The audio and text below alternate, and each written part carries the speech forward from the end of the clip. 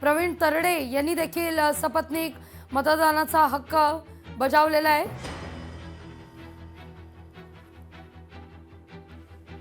लोकप्रतिनिधी, सिने अभिनेते, कलाकार मतदानाकरता घराबाहेर पडतायत।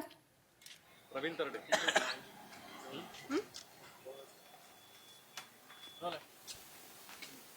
तुम्ही मतदान केलेलं आहे, लोकांना काय आव्हान करावं आणि काय वाटतं एकंदरीत हे सगळं वातावरण?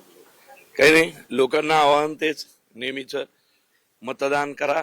काय आहे, मागचे बरेच वर्ष महिने मतदानच करतोय आपण, लोकसभा विधानसभा, त्यामुळं थोडंसं लोकांमध्ये कंटाळा असू शकतो, परंतु कितीही कंटाळा असला तरी जाऊन तुम्हाला मतदान करावंच लागेल।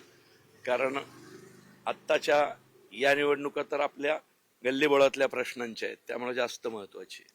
गेल्या काही दिवसांपासून प्रचार सुरू होता, काय प्रचार बघून काय वाटतं, या पद्धतीने खायच्या पद्धतीने टीका जाऊन होतोय सगळे? काही नाही, मजा येते, म्हणजे वेळ जातो तेवढाच ना, म्हणजे एंटरटेनिंग प्रचार होता यावेळी, खूपच एंटरटेनिंग, आणि कळत नव्हतं ना कोण कुणाचा शत्रू कोण कुणाचा मित्र। पण युद्ध चालू होती, युद्ध जोरात चालू होत होती, पण जखमा होत नव्हत्या कोणालाच। त्यामुळं पहिल्यांदाच आपल्याला जबाबदारीने आणि सलोख्याने युद्ध झालेली पाहायला मिळाली। त्यामुळं असं रक्तपात न होणारी युद्ध सुंदर असतात। त्याच जबाबदारीने मतदान देखील करायचे। हा हा मी के जे प्रश्न नाही ना, मी त्याच जबाबदारीने केलं। खरं तर प्रवीण तरडेंनी कोणाला मतदान केलं हे काही सांगायची गरज नाही।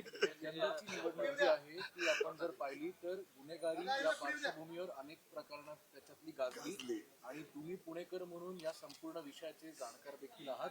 गुन्हेगारांना किंवा गुंडगिरी स्वरूपाच्या लोकांना उमेदवारी देणं हा कितपत योग्य निर्णय आहे, आणि या सगळ्या विषयाकडे तुम्ही कसं बघता? कुठलाच माणूस म्हणजे या शहरातला तर ते मान्य नाही करायचा, परंतु कसं आहे की ही लोकशाही आहे आणि संविधानानेच।